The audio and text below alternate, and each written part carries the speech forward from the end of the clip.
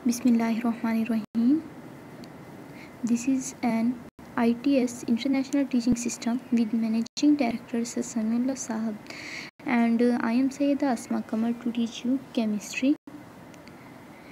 Chapter number 9, that is chemical equilibrium. Today we have lecture number 2. Our main topics are today reversible reactions and irreversible reactions.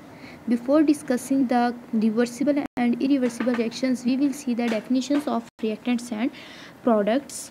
So पहले हमारे पास है definition reactants की. Reactants हमारे पास क्या होता है कि कोई भी अगर केमिकल रिएक्शन हो रहा है उसमें जो चीज़ें आपस में मिलती हैं, जो चीज़ें रिकम्बाइन होती हैं या जो चीज़ें आपस में रिएक्ट करती हैं उन्हें हम कहते हैं रिएक्टेंट्स. सो यहाँ पे यही लिखा हुआ कि in a chemical reaction the substances that react to form a new substance are called reactant. Example इसके हम दे सकते हैं कि जब हाइड्रोजन और ऑक्सीजन आपस में मिलते हैं वाटर बनाने के लिए, तो यहाँ पे हाइड्रोजन और ऑक्सीजन क्या होंगे, रिएक्टेंट्स होंगे, क्योंकि ये दोनों आपस में मिल रहे हैं. नेक्स्ट है हमारे पास products.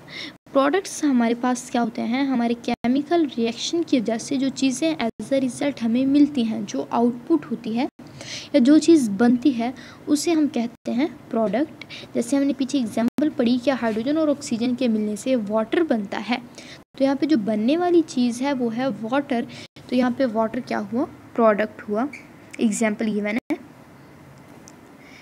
Next is irreversible reaction, that is main topic of our today.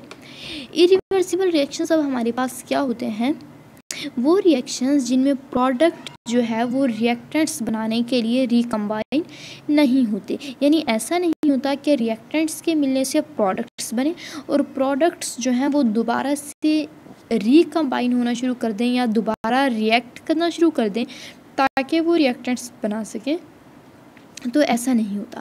सो इस तरह के रिएक्शंस में रिवर्स रिएक्शन नहीं होता. रिवर्स रिएक्शन यही होता है ना कि प्रोडक्ट्स से मिलने से रिएक्टेंट्स बने. सो रिवर्स रिएक्शन नहीं होता तो इन्हें इरिवर्सिबल रिएक्शन कहते हैं. इरिवर्सिबल रिएक्शन की कुछ प्रॉपर्टीज़ यहाँ पे गिवन हैं. एक ये कि they are suppose to complete, यानी ये रिएक्शन कंप्लीट होते हैं. अब कंप्लीट किस तरह होते हैं, क्योंकि यहाँ पे प्रोडक्ट्स नहीं मिलते. रिएक्शन इनकम्प्लीट तो उस वक्त होता है ना जब प्रोडक्ट्स के मिलने से रिएक्टेंट्स बनना शुरू कर दें. यहाँ पे प्रोडक्ट्स दोबारा रिकम्बाइन नहीं होते. सो जब प्रोडक्ट्स नहीं मिलते इसका मतलब ये रिएक्टेंट्स जो हैं वो प्रोडक्ट्स में कन्वर्ट होते जाएंगे और बस रिएक्शन ख़त्म. और इनको किस तरह रिप्रेजेंट करते हैं, इनमें रिएक्टेंट्स और प्रोडक्ट्स के दरमियान एक सिंगल एरो होता है, ठीक है, सिंगल एरो से इन्हें शो किया जाता है. Next are reversible reactions. Reversible reactions हमारे पास क्या होते हैं, the reactions in which product can recombine to form reactants are called reversible reaction. यहाँ पे बाय मिस्टेक इरिवर्सिबल लिखा हुआ है, रिवर्सिबल आना था, तो उन्हें क्या कहा जाता है, रिवर्सिबल रिएक्शंस. तो रिवर्सिबल रिएक्शंस में अब हमारे पास क्या होता है कि प्रोडक्ट्स जो हैं वो अगेन रिकम्बाइन होना शुरू कर देते हैं ताकि वो रिएक्टेंट्स बना सकें. इसका मतलब ये कि यहाँ पे रिवर्स रिएक्शन पॉसिबल है, क्योंकि प्रोडक्ट्स के मिलने से अगर रिएक्टेंट्स बने तो वो रिवर्स रिएक्शन होता है. सो ये रिवर्सिबल रिएक्शंस कहलाएंगे हमारे पास. इनकी कुछ प्रॉपर्टीज़ यहाँ पे गिवन हैं. एक ये कि these reaction never go to completion, ये रिएक्शन कभी भी कंप्लीट नहीं होते. रिएक्शन के कंप्लीट ना होने की रीज़न क्या है, क्योंकि यहाँ पे रिएक्टेंट्स के मिलने से प्रोडक्ट और प्रोडक्ट्स अगेन मिलके रिएक्टेंट्स बनाते रहते हैं, तो ये सिलसिला जारी रहता है.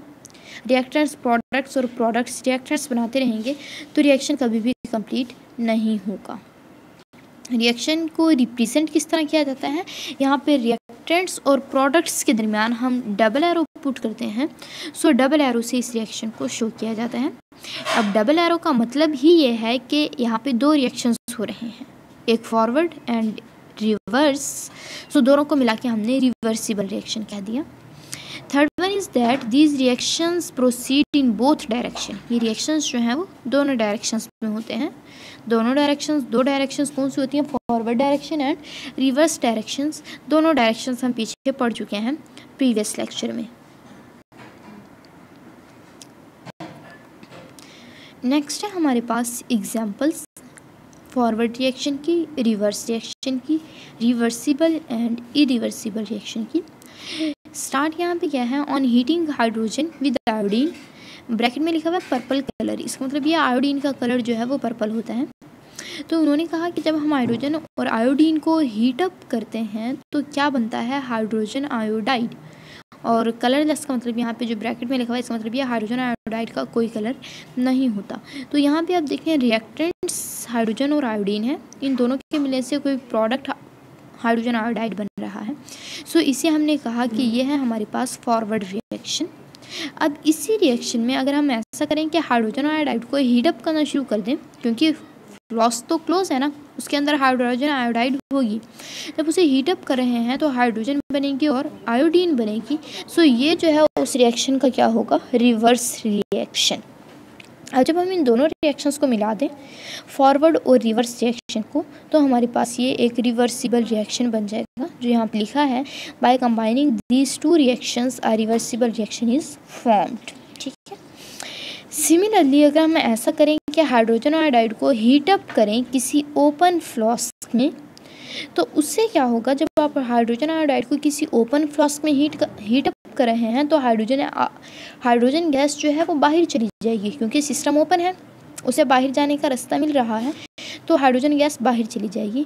और जब हाइड्रोजन गैस बाहर जाएगी तो इसका मतलब ये आयोडीन के पास हाइड्रोजन नहीं है कि वो रिएक्ट करके आपको अगेन हाइड्रोजन आयोडाइड दे सके। सो ये रिएक्शन जो है फिर आपके पास इरिवर्सिबल होगा, क्योंकि यहाँ पे प्रोडक्ट्स के मिलने से रिएक्टेंट्स दोबारा नहीं बनेंगे। तो ये हमारे पास इरिवर्सिबल रिएक्शन हुआ। यहाँ पे अब तक हमने जितने टॉपिक्स पढ़े सबकी एग्जांपल्स भी क्लियर हो गई, forward, reverse, reversible and irreversible reaction. यहाँ तक आज का हमारा टॉपिक कंप्लीट हुआ। यहाँ तक अगर किसी बच्चे को कोई बात समझ नहीं आई तो वो पूछ सकता है। Any questions till here? अल्लाह हाफिज़।